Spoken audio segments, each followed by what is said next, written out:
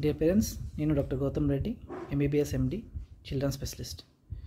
ఈరోజు మనం సాధారణంగా ఇప్పుడు ఎక్కువైన డెంగ్యూ గురించి మాట్లాడుకుందాం. డెంగ్యూ 3 దశల్లో కనిపిస్తుంది. తొలి దశను మనం ఫెబ్రైల్ ఫేజ్ అంటాం. ఈ తొలి దశలో జ్వరం రావడం, ఒళ్ళు నొప్పులు, పిల్లలకైతే చాలా ఎక్కువగా జ్వరం వస్తుంది. ఒళ్ళు నొప్పులు కొంచెం పెద్ద పిల్లలు మాత్రమే చెప్తారు. ఈ జ్వరం సాధారణంగా 5 నుంచి 7 రోజుల వరకు ఉంటుంది. ఈ దశ దాటుకొని కొంతమంది క్రిటికల్ ఫేజ్కి వెళ్తారు. క్రిటికల్ ఫేజ్ కొంతమందిలో మైల్డ్గా రావచ్చు, కొంతమందిలో సివియర్గా రావచ్చు. అది వాళ్ళ శరీర తత్వాన్ని బట్టి ఉంటుంది. ఈ క్రిటికల్ ఫేజ్లో ఏమవుతుందంటే బ్లడ్ వెజల్స్ నుంచి, అంటే రక్తనాళాల నుంచి నీళ్లు బయటికి వెళ్ళిపోవడం జరుగుతుంది. ఆ నీళ్లు పొట్టలో కానీ ఊపిరితిత్తులో కానీ చేరుకుంటాయి. దానివల్ల బీపీ పడిపోవడం లాంటిది కూడా జరగవచ్చు. రెండో సమస్య క్రిటికల్ ఫేజ్లో ఏంటంటే ప్లేట్లెట్స్ పడిపోవడం. సాధారణంగా ప్లేట్లెట్స్ 1 lakh అబౌవ్ ఉంటే ఎప్పుడు బ్లీడింగ్ మాత్రం కాదు, నేను గమనించిన అంతవరకు. ఒక్కొక్కసారి ప్లేట్లెట్స్ తగ్గి ఒక 50,000-60,000కి వచ్చేసి చాలామందిలో పెరిగిపోతాయి, నార్మల్ లెవెల్కి వస్తాయి. కానీ కొంతమందిలో మాత్రం ఇట్ విల్ కమ్ డౌన్, అంటే ఇంకా తగ్గిపోతాయి. ఆల్మోస్ట్ 20 వరకు కూడా 20 if you leave that like that only, అలాగే వదిలేస్తే 10,000 వరకు కూడా వెళ్తాయి. ఆ తర్వాత మెల్లమెల్లగా సపోర్టివ్ మెజర్స్ తోటి ప్లేట్లెట్స్ లెవెల్ మెల్లమెల్లగా పెరిగిపోతాయి, నార్మల్ లెవెల్కి వచ్చేస్తాయి. చాలామందిలో ఇది జరుగుతుంది.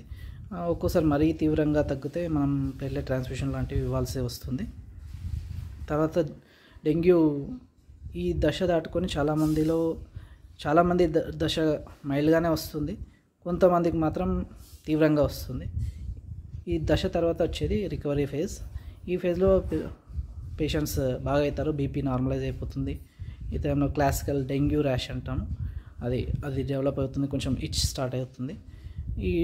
సో గ్రాడ్యువల్గా ప్లేట్లెట్ కౌంట్ ఇంక్రీజ్ అయ్యి బీపీ నార్మలైజ్ అయ్యి పేషెంట్స్ నార్మలైజ్ అయిపోతారు. సో కొంతమందికి పేరెంట్స్కి కొంతమందికి కొన్ని డౌట్స్ రావచ్చు. ఏంటంటే మా బాబు ఇప్పుడు క్రిటికల్ ఫేజ్కి సివియర్ రావచ్చా లేదా, మైల్డ్గా వస్తుందా, సివియర్గా వస్తుందా చెప్పడం కష్టమే. కాకపోతే కొన్ని ఇండికేషన్స్ ఉన్నాయి. ఎగ్జాంపుల్ తీసుకోండి, ఒక సీరం ఫెరిటిన్ అనేది టెస్ట్ ఉంటుంది, అది చేయించండి. లేటెస్ట్ ఆర్టికల్స్ రీసెర్చ్ జరిగింది దీని మీద. లేటెస్ట్ ఆర్టికల్స్ చాలా వచ్చాయి, ప్లస్ కొన్ని న్యూస్ పేపర్స్లో కూడా ఇది కనిపించింది. పెన్ సీరం ఫెరిటిన్ మనకు 800 నుంచి 1000 సివియర్గా, అంటే అబోవ్ 800 to 1000 అబోవ్ ఉంటే కొంచెం సివియర్గానే వస్తుంది క్రిటికల్ ఫేజ్. కాబట్టి ఇలాంటి వాళ్ళు బాగా జాగ్రత్తగా ఉండాలి.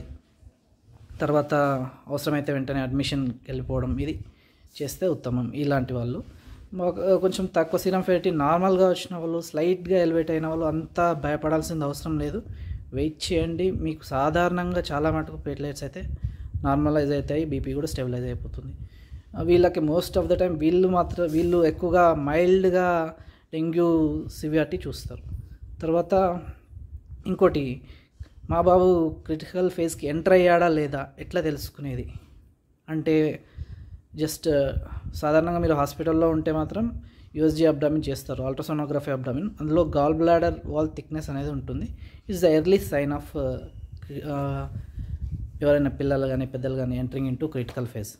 ఓకే, అండ్ మెయిన్గా ట్రీట్మెంట్ విషయానికి వస్తే మొత్తం ఎక్కువ ఫ్లూయిడ్ మేనేజ్మెంట్, వాటర్ మీద ఫ్లూయిడ్ మీద ఫోకస్ పెట్టండి.